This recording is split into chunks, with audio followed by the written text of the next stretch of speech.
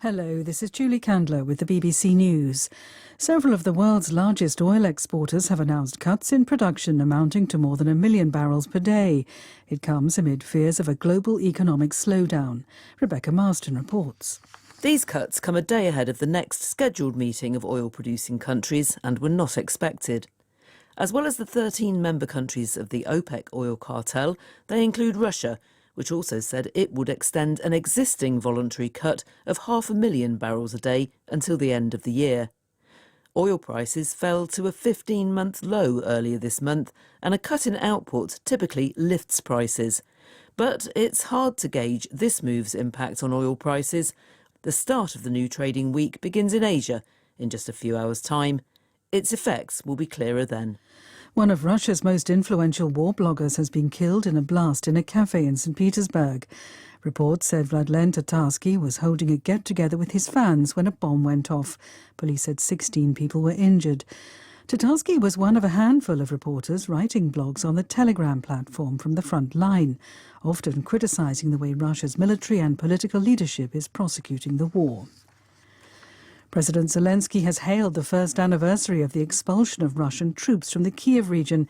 He renewed his pledge to see all occupied territory liberated. Hugo Beshega reports from Kiev. It's been a year since Russian forces were expelled from the Kiev region. Their brutal occupation included possible war crimes, executions, torture, rape. Today, President Zelensky said Ukrainians had stopped the greatest force against humanity of our time. He's been using the anniversary to boost morale. Here, expectation is growing for an offensive by the army to take back territory.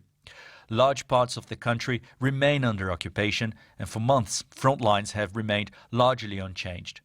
But fighting continues. Near the embattled town of Bakhmut in the east, Ukrainian officials say Russian shelling killed 6 civilians in Kostiantynivka. Prosecutors in Switzerland have opened an investigation into the government-orchestrated takeover of the country's second-largest bank, Credit Suisse, by its bigger rival, UBS. It was rushed through early this month. Dabienne Eberhard reports. It had the air of panic when Switzerland's government and regulators stepped in to engineer a rescue. They feared that Credit Suisse would collapse, sparking a wider run on banks, with the sector already jittery after 2 US banks had failed. The Swiss government backed the UBS buyout of its rival with liquidity guarantees and an undertaking to assume up to $10 billion of potential losses. The deal has angered taxpayers and shareholders of both banks too, who were deprived of a say.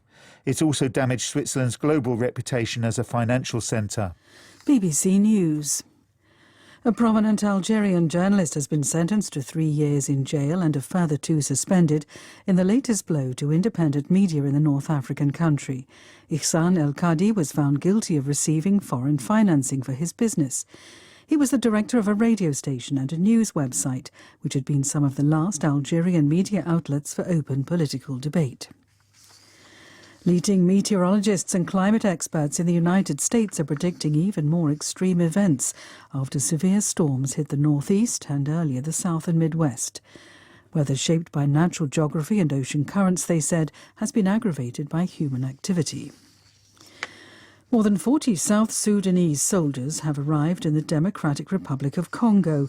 They are part of a 7-nation regional force created last June to try to stabilize eastern Congo by supervising a withdrawal of M23 rebels. The renowned Japanese composer and producer Ryuichi Sakamoto has died at the age of 71. Tom Bailey looks back at his career.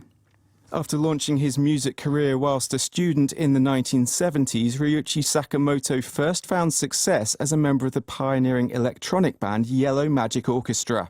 A successful solo career was to follow, gaining him worldwide recognition as a composer, producer and performer. Perhaps best known for his film scores, he won an Oscar and a Grammy for The Last Emperor. And also took on acting roles, most notably alongside David Bowie in the war film Merry Christmas, Mr. Lawrence. A statement issued by his management confirmed that he died last Tuesday after being diagnosed with cancer in recent years. BBC News.